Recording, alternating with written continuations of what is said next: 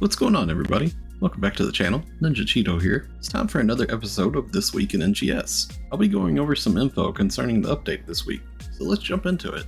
Okay, so with the end of maintenance, they ended up fixing a couple of bugs that we had previously where the enemies in the rank 7 ordinal tower, something was bugged with that previously. They fixed it. And they've also fixed a bug where certain limited tasks would give like a weird like window completing another task. It's kind of strange, but that's been fixed as well. They currently have confirmed issues with the ARCS records. There's an ARCS record ranking going on again this week, and it's going to be for solo and party as well. And there's actually currently a bug in the game to where it's not displaying correctly the ranking requirements. But here it is they're saying the requirements are as follows: Ordinate rank 7 solo, clear the designated trainee advanced bunker type 2 quest by yourself. So that's for the solo ranking. And then Ordinal Tower rank 7 party, clear the designated trainee advanced bunker type 2 quest with 2 or more people. So that would be the party version. So you don't actually have to have a full party of 4 in order to do the ranking for this. You could just have 2 people, 2 or 3 people, and it'll work perfectly fine. So that's pretty nice to know. Make sure you all get out there and do those this week, so you get your, even if you just participate and do one run, you'll get like some participation rewards like bronze rank. And as with any maintenance, they extended the time duration of your premium sets, your material storage, any sort of rental storages that you have, or premium services and shops pass and whatnot. They've extended that time since you couldn't actually log into the game and use it since maintenance was going on. This is regular maintenance stuff. And you can actually see here in the game where the bug is on the rankings. You can see, like, if you go to solo, of course, it says over here with 1 or more allies, which, you know, that's a little misleading because it says 1 or more allies. It's just 1 person, you know, it's just solo. And then for the party one, it says 1 or more allies, which implies that you could do this solo, which you actually can't. So yeah, just keep that in mind, y'all. Solos, of course, just by yourself. These are per class too, by the way. And then for the party is actually, you know, 2 or more people. So SEGA has announced more urgent quest schedule this week. So I'm going to put a link in the description below of the video to where you can find a link to this on the website. And there's like, throughout the week, they have scheduled concerts and they have scheduled urgent quests for different regions. Now, you can only do one of these urgent quests, so make sure you pick which one you want to do. But these times and dates listed for me here is all in Eastern time, so when you actually go to the link that I'm providing in the video description, it'll show your time zone and your times and dates and everything. And so make sure you all hit these concerts at least. Even if you don't want to do the urgent quest, it's always a good time to get on and get the concert boost just to go collect either some randomite, greenless site, or just whatever else you might be farming in the game. It's a good time to get the concert boost for, if anything. So I wanted to point out, recently Sonic Frontiers released, SEGA released this game just recently, so I'm planning on checking that out eventually in time, but there's a keyword campaign going on. Now, if you say the words Sonic _Frontiers _on _sale _now, you'll get these items in the game.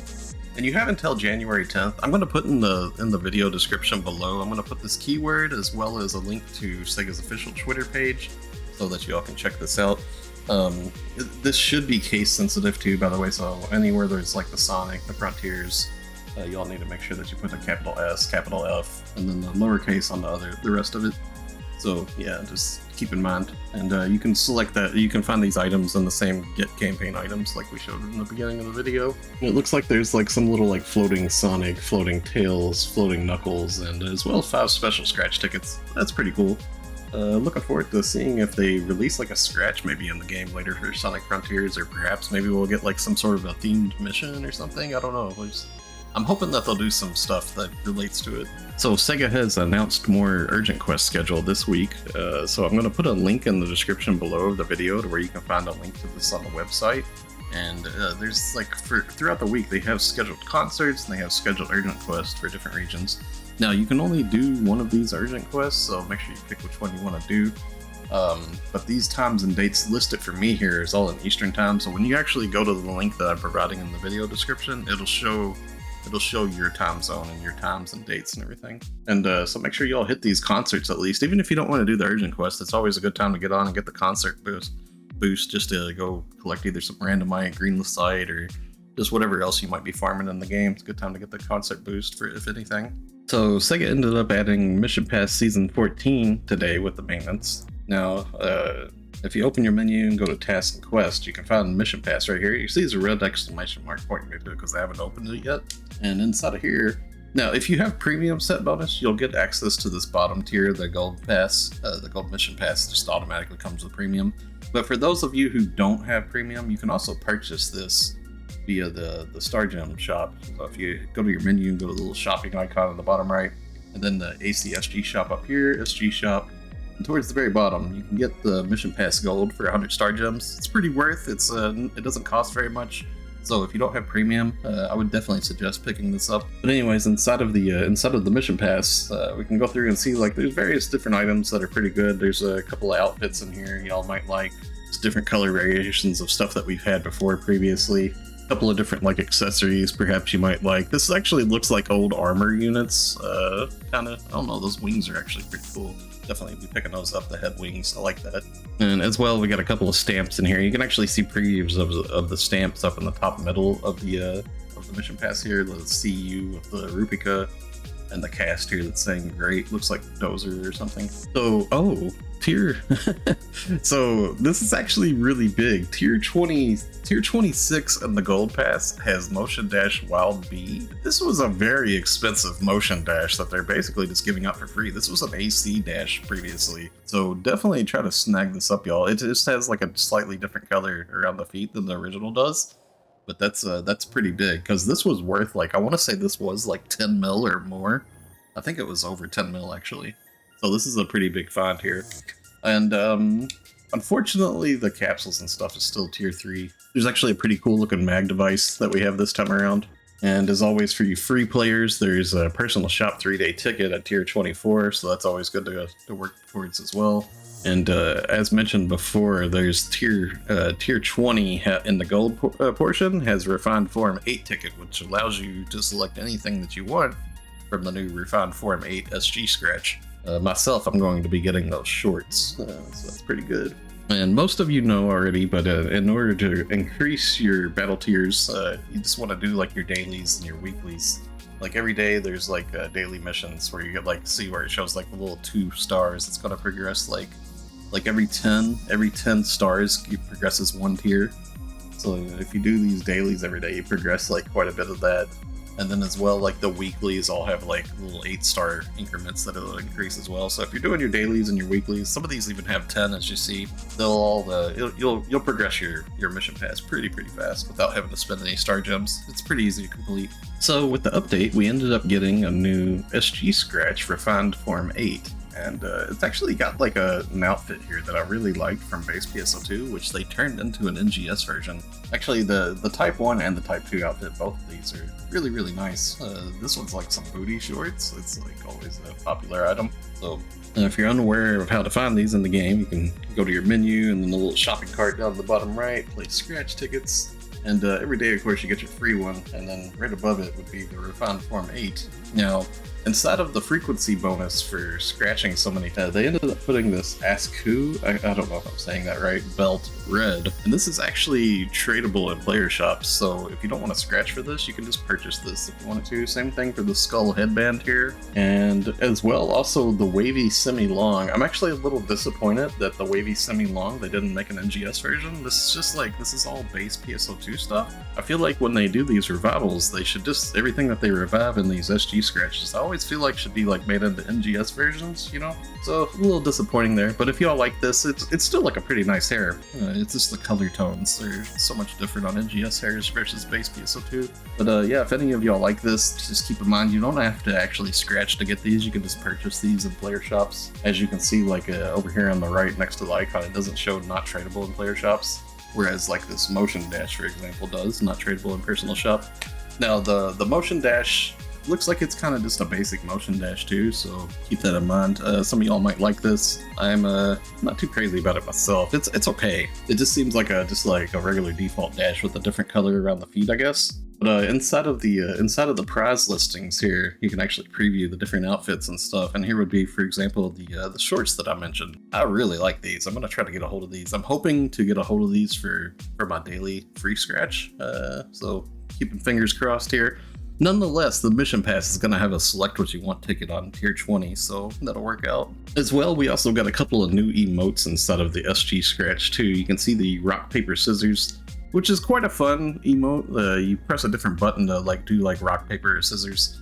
And then there's also the 816 Ready Spirit Plus. These are all like old base PSO2 emotes. They just kind of made them into NGS versions where they support hand motions now. So when you use these tickets, it'll actually update. If you have the existing emote, it'll just update it into the newer version. So this week we're going to be having a ARC's Record Ordinal Tower rank 7 ranking going on. I probably mentioned this previously earlier in the video when I was mentioning the bugs that are happening with it. Now, if you want to see how you can find this, if you open your menu and you go to Personal, and then you go down to ARC's Records, and then you can go to Random Challenge Records. And then here you can find where it shows like the rewards that you're going to get for participating in the Ordinal Tower. Now, even if you just do one run solo and do one run in a party, so like these are bugged currently, these don't show properly, but the solo, of course, you need to be by yourself, and the party, you need to, of course, be with 2 or more people. So it's up to 4 people. So keep that in mind. These are actually rankings per class when it comes to solo.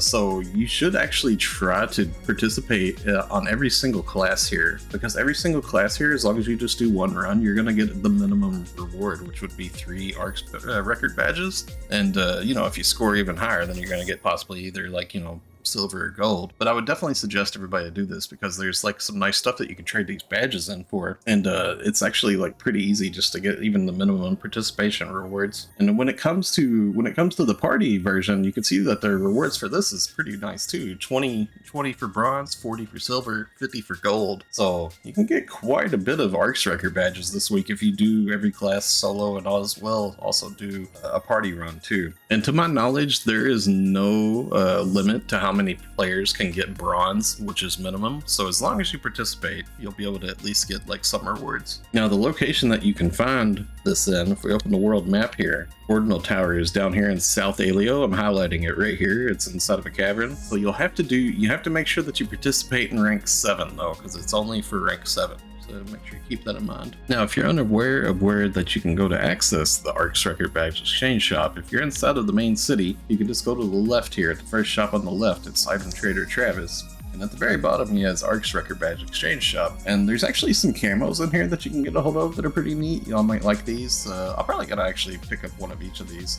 They're just like color variations of other camos that we've had before, so if you like them, pick those up. And as well, you can get like arms refiners, you can get like cubes. There's different like Mark 1 Kaisers in here and stuff. There's actually the 121 Winner's Circle emote. I've got a link to the video that previews this. If y'all want to see, I'll put that up at the top right. You should see it popping up now. And as well, there's also the Laurel Wreath. So both of these, the Laurel Wreath and the Winner's Circle emote, was actually prestigious, like very rare things in JP PSO2 in the base game. This used to come from interrupt rankings. SEGA used to hold like time attack rankings and monster kill rankings and stuff, and it was just like a limited time where it was like scheduled for like 1 hour, and whoever like scored the top would actually get this prize. So pretty cool to see this get revived. I actually really like this emote. It's really good. And the Laurel Wreath crown's actually pretty cool too. You could even resize it to you could actually like resize it to wear it like kind of like as a belt or like a breast cover or something like that, if you kind of want to get like a, I don't know, like an Adam and Eve look kind of thing going on or something. It's pretty funny. So since the autumn event's going on, there's also randomite scattered around the map, and you want to make sure that you all go to all the different locations to break the randomite. Now, randomite gives a lot of items. It's very useful. You want to make sure that you try to break them in everywhere that you can. You want to try to clear the whole map. Now, luckily, these are actually like in set locations, set spawns. And there's a JP fan website, makapo.com. I'm going to put a link to this in the video description below. And you can actually, like, they've documented where you can find all the different, like, randomites scattered around the map. And I'll go ahead and show you larger pictures here on the screen so y'all can see them. So here you would see, would be Aleo region. And inside the Aleo region, all the little yellow dots here on the map that they have provided is randomite locations. Now, when it comes to South Aleo down here, some of the randomite is, like, scattered around inside of caves and tunnels. So you would just go to the Ryuker down in South Aleo and jump down and go inside the waterfall. And in the side where you see like the little red lines running through the tunnel system, basically there's randomite scattered around there, as well as some scattered over here in the western section of South Aleo. So just keep that in mind. It's pretty easy to find as long as you reference your map and where you are and everything. And then here, of course, would be Redum's region. Redum doesn't have any that are exactly hidden or anything, so all the little yellow dots, of course, is randomite, and go through, make sure you hit all these. Now you're also, so then lastly, I'll show you all the Kavaris region, and of course all the yellow dots is again randomite scattered around the map.